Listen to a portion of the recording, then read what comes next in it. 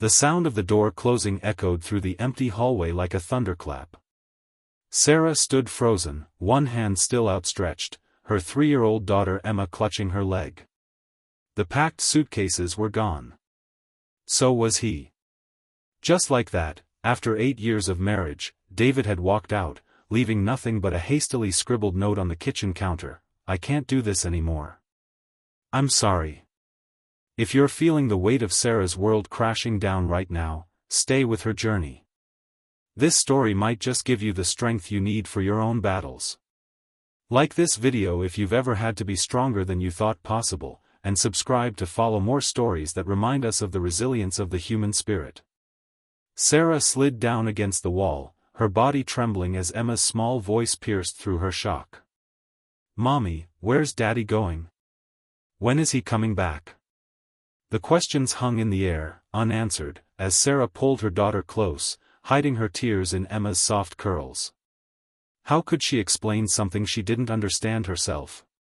That night, after tucking Emma into bed with promises that everything would be okay, promises she wasn't sure she could keep, Sarah sat alone at the kitchen table.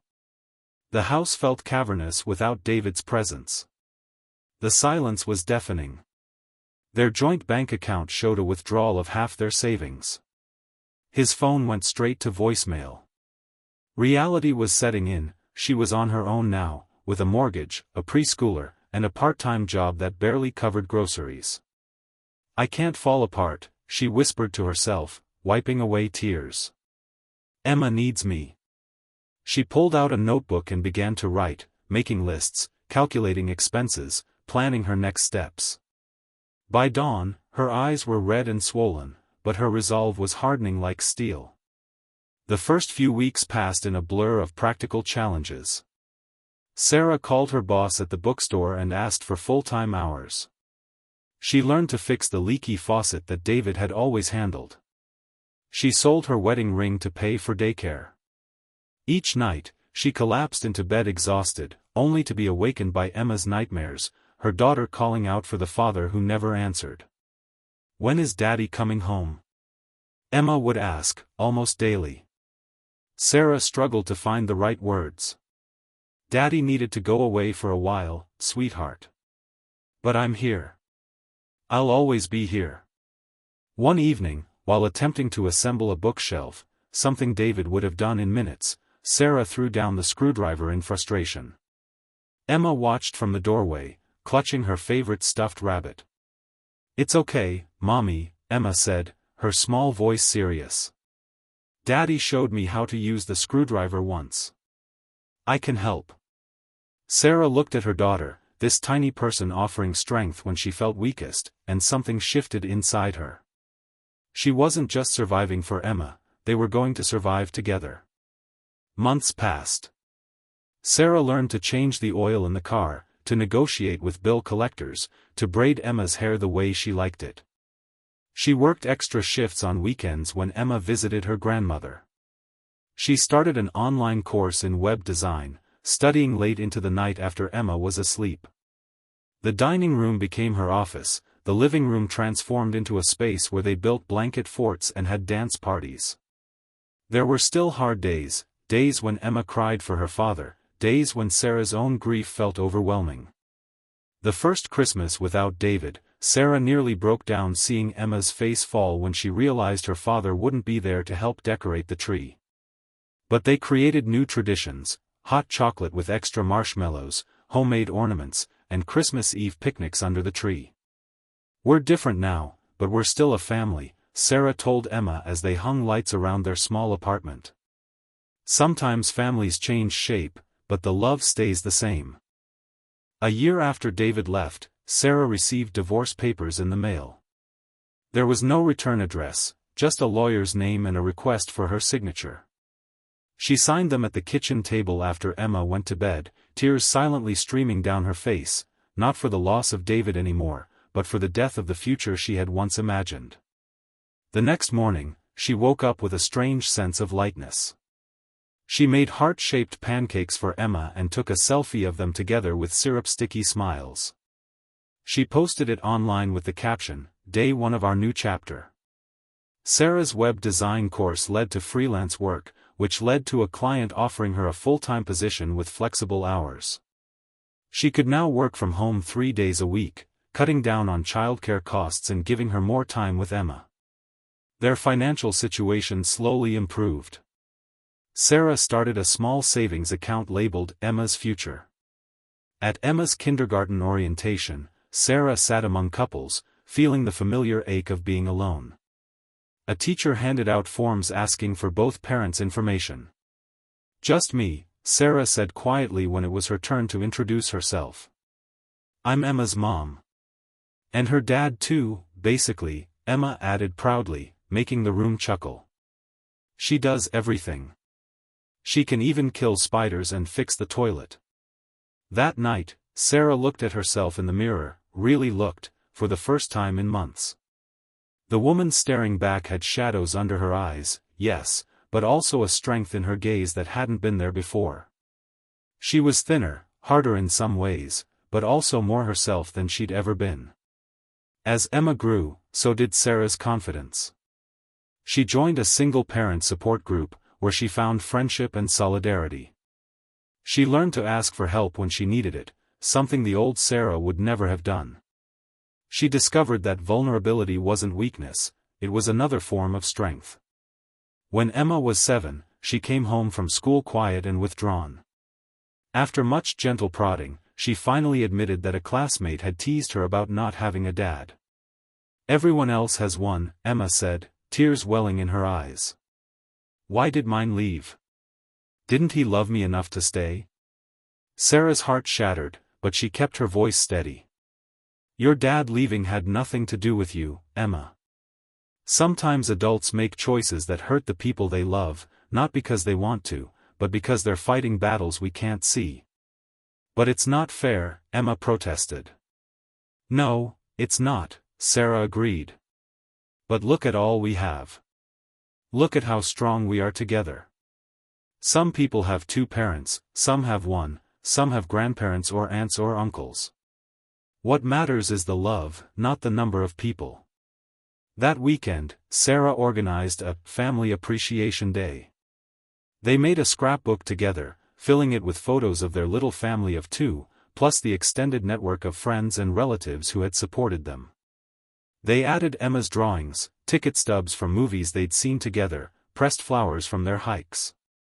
By the end, Emma was beaming. "We have the best family," she declared, and Sarah felt a warmth spread through her chest that no rejection could diminish. As years passed, Sarah dated occasionally, but she was selective about who she introduced to Emma. There was Michael, a kind doctor who brought them both ice cream after Emma's tonsillectomy, but whose demanding schedule eventually created too much distance. There was Jen, a vibrant artist who taught Emma to paint and brought laughter back into their home, but who ultimately moved across the country for a teaching position. Sarah didn't view these endings as failures. Each relationship taught her something about what she wanted and deserved. She was no longer the woman who had stood in the hallway watching her husband leave, she was someone who knew her own worth. When Emma turned 10, she asked about contacting her father. Sarah had always kept the door open for this possibility, maintaining a separate email account where David could reach them if he ever wanted to. She had sent annual updates with photos, never receiving any response. "I think I'm ready," Emma said. "I just want to know who he is." Sarah helped Emma craft a simple, heartfelt email. Together, they hit send, then went for ice cream to distract themselves from waiting for a reply. 2 weeks later, David responded. He was living in Arizona now, remarried with a new baby. His message was polite but distant. He agreed to a video call, which was awkward and brief. Emma was disappointed but not devastated. "He's just a person," she told Sarah afterward. "He's not the dad I imagined." Sarah held her daughter close. "Sometimes the people we love can't give us what we need. That doesn't mean we're not worthy of love." By the time Emma entered high school, their life had found a rhythm. Sarah had been promoted to creative director at her company. They had moved to a small house with a garden where Emma grew tomatoes and sunflowers. They had a dog named Rocket who slept at the foot of Emma's bed. They had Sunday movie nights and Thursday taco dinners. They argued about screen time and curfews and messy bedrooms, just like any family. On Emma's 16th birthday, Sarah presented her with a special gift, a leather-bound journal filled with letters she had written to Emma throughout the years, documenting their journey together. "I started this the night your dad left," Sarah explained as Emma turned the pages with wonder. "I wanted you to know that even in our darkest moments, there was always love. Always hope." Emma read passages from when she was 4 and had the chicken pox, when she was 7 and won the spelling bee, when she was 12 and had her first heartbreak over a boy who didn't return her feelings. Sarah had captured it all, the struggles and the triumphs, the ordinary days and the special occasions. "You did it, Mom," Emma said, tears in her eyes. "You really were both mom and dad to me. And you were enough. You were always enough." Sarah pulled her daughter close, remembering the frightened woman she had been, the one who thought she couldn't possibly do this alone. "We did it together," she corrected gently. "We built this life together." On the day Emma left for college, a full scholarship to study environmental science, Sarah stood in the driveway waving until the car disappeared from view. The house felt empty in a new way, but not hollow like it had when David left.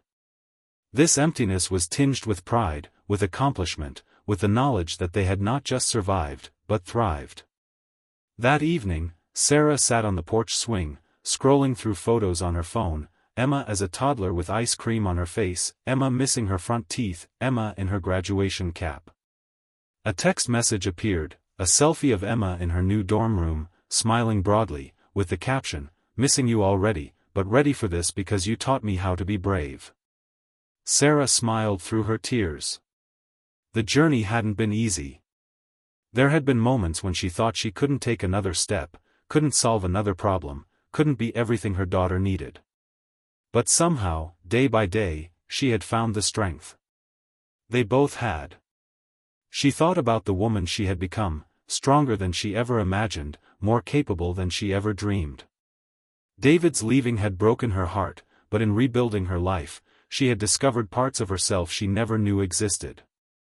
As the sun set, casting long shadows across the yard where Emma had learned to ride a bike, where they had planted trees and built snowmen and chased fireflies, Sarah felt a profound sense of peace. Their story wasn't about abandonment anymore. It was about resilience. About love that expands to fill the empty spaces. About a woman who became both mom and dad not because she had to, but because she discovered she could.